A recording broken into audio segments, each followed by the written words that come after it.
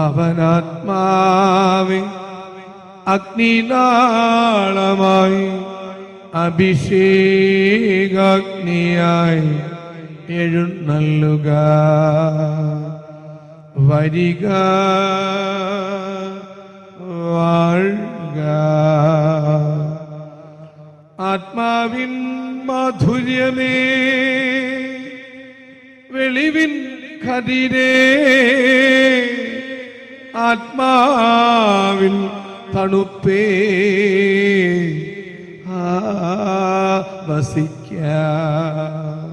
ഈശോയിൽ അനുഗ്രഹീതരായ മക്കളെ, സുഭാഷിതങ്ങൾ 18:14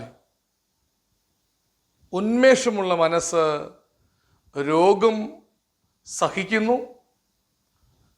തളർന്ന മനസ്സിനെ ആർക്ക് താങ്ങാൻ കഴിയും?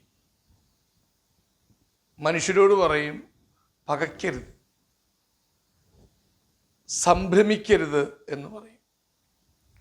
നല്ല ധീരതയുള്ള യോദ്ധാക്കൾ, എന്തിനേയും ഫൈറ്റ് ചെയ്യാൻ മനസ്സും ധൈര്യവുമുള്ള ചില സുമനസ്സുകൾ പെട്ടെന്നുള്ള ആഘാതം പകരുന്ന വാർത്തകൾ, അസംഭവ്യമെന്ന് എല്ലാവരും പറയുന്ന ചില സംഭവങ്ങൾ അരങ്ങേറുമ്പോൾ നഷ്ടധൈര്യരായി, മനസ്സ് കെട്ടവരായി, തകർന്നവരായി പ്രത്യക്ഷപ്പെടുന്നത് കാണാൻ പറ്റും.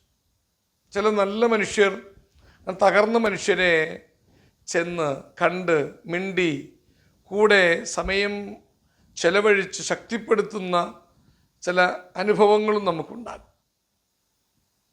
ഇവിടെ ഏതേത് രോഗങ്ങളോ അസ്വസ്ഥത ഉളവാക്കുന്ന സംഭവങ്ങൾ അരങ്ങേറിയാലും ഉന്മേഷമുള്ളൊരു മനസ്സുണ്ടെങ്കിൽ അതിനെല്ലാം വഹിക്കാൻ പറ്റും. പക്ഷെ തളർന്നു പോയാലോ ആർക്കാ താങ്ങാൻ പറ്റുക? മനുഷ്യനെ എടുത്തുയർത്താം, തോളിലേറ്റാം, പക്ഷെ തളർന്ന മനസ്സുകൾക്ക് ശക്തി പകരാൻ ദൈവത്തിന് സാധിക്കും. ചില മനുഷ്യര് സഹജഭാവം പുലർത്തി സമമായ ഭാവം പങ്കിട്ട് കൂടെ ഇരിക്കുന്നവരുണ്ട്.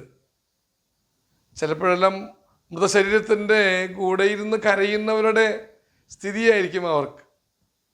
കാരണം കെട്ടുപോയ, ഉന്മേഷം നഷ്ടപ്പെട്ട മനസ്സ് ആകെ തളർന്ന് ഉലഞ്ഞ് വലഞ്ഞു പോകുന്ന അനുഭവങ്ങളുണ്ട്. ഇവിടെ ദൈവതൃക്കരങ്ങളിൽ ആശ്രയിക്കുന്ന ഉടഞ്ഞ മനസ്കനും ഉയർത്തെഴുന്നേൽക്കാൻ സാധിക്കുമെന്ന് വചനം നമ്മെ പഠിപ്പിക്കുന്നു. ഹല്ലേലൂയ, ആവേ മരിയ, ആമേൻ.